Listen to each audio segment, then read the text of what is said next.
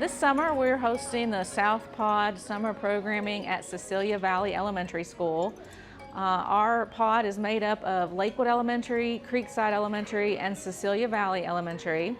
And all three principals work together with our staff and our students to provide a summer learning opportunities for our kindergarten through 5th grade students. We're going to learn about electricity, we're learning about solar energy, we're learning about wind energy, and we're using a lot of equipment and supplies that were donated to our school district.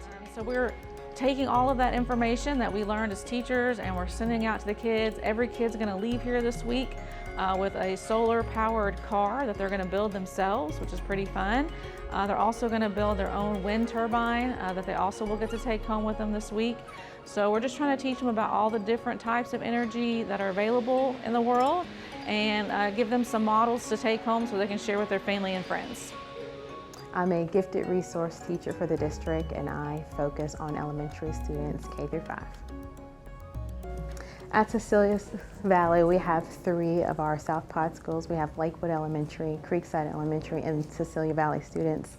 And we are focusing on energy around us.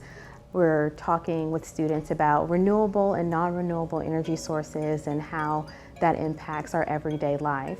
We're working on some hands-on activities such as this circuit card where students will be able to investigate electrical energy. Students are really excited about it once they see the project that we're preparing for. They have a lot of questions that allow for myself as the teacher to investigate deeper in the students. It's a lot of good conversation. Yesterday we did these circuits with these LED bulbs. It was really fun because I really like science and engineering. Just like at school, like when we're doing like science projects, I was just like messing with stuff, knowing why they work how they do. I like this more because like you're more independent. We're doing crafts the whole time and like being active. We're learning about like how like energy works. Like we're building paper airplanes because the wind energy carries it, and we're doing snap circuits, fun stuff. Today is the second day of our Energy All Around Us camp, and we have different stations set up for the students where we learn about different forms of renewable energy and provide kits that the kids can work on. Ms. Kaiser, the principal at Cecilia Valley, is stepping in and doing energy story time, and we're just letting them have a little fun because it's summer. She is an expert teacher before she was a principal, so Ms. Kaiser is able to use high-level questioning and take it from just a story about energy and connect it to science standards. Science, technology, energy, and mathematics all combine into one. It also works very well with an initiative for Hardin County Schools called, it's called Discovery Education, but sometimes it's referred to as project-based learning. But basically it is teaching kids skills they need to be college and career ready, starting all the way in elementary school. The STEM camp kits that were provided for this camp through our STEM partners are really unique because you can use them for multiple ages and they have a variety of different activities within the kit. So kids can actually make solar powered circuits, wind powered turbine circuits, or just regular standard closed circuits. But there's 40 different kits that the kids, or with one kit, the kids can make up to 40 different types of circuits. So I've been really amazed at watching the variety from kindergarten to 5th grade, how hands-on and quickly the children pick up on how to do it based on the model. So it's really a neat opportunity. I think this camp has offered children opportunities that they didn't anticipate or expect. It's been really fun to watch kids make a light come on with a penny or a paper clip and just some copper materials that they didn't realize that they could do that quickly. And I think that's been fun because you get to watch a literal light bulb go on in their head at the same time the light bulb comes on in their hand. So it's really neat to watch that connection. Well, during the school year, it's a much more rigorous pace. So the camp, I think, is a great opportunity to give kids that more time to explore. It doesn't have the same pace as the regular school, the Common Core, the standards. that are required to teach in the regular school day. So it's a more relaxed environment, but that is what allows children to be creative, is the time and the space to do that.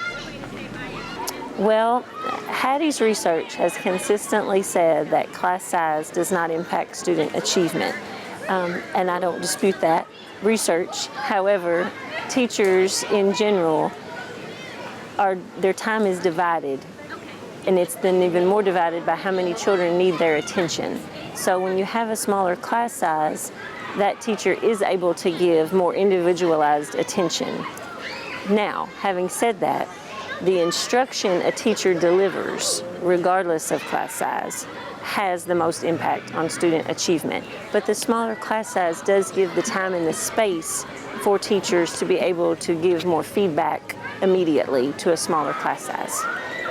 Well, I'll be perfectly honest with you that the principal of Lakewood, Shelley Clark, is in charge and facilitates 99% of this awesome experience. And all the children in the South End and families have Mrs. Clark to thank for organizing and facilitating almost every bit of this camp. And she does a great, great job.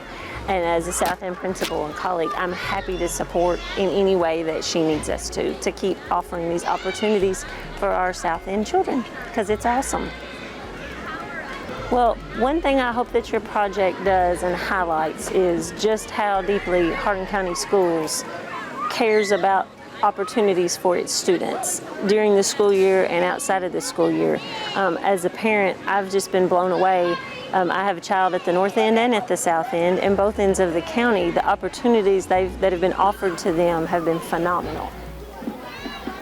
Well, that's interesting that you say that, because we gave the kits to some kids to practice on last night to kind of see if we would need extra materials, if there's anything we need to anticipate before we plan the entire thing around the kits. And so he was fortunate enough to be able to experiment with it. And I was really impressed because, number one, there wasn't a screen involved, and he was very engaged on his own to create these different circuits, and was taking it outside and experimenting with it, and was really impressed with what he was able to do all by himself. So I was excited because I thought, this is great that he's this engaged over the summer and excited to go back to school to keep learning.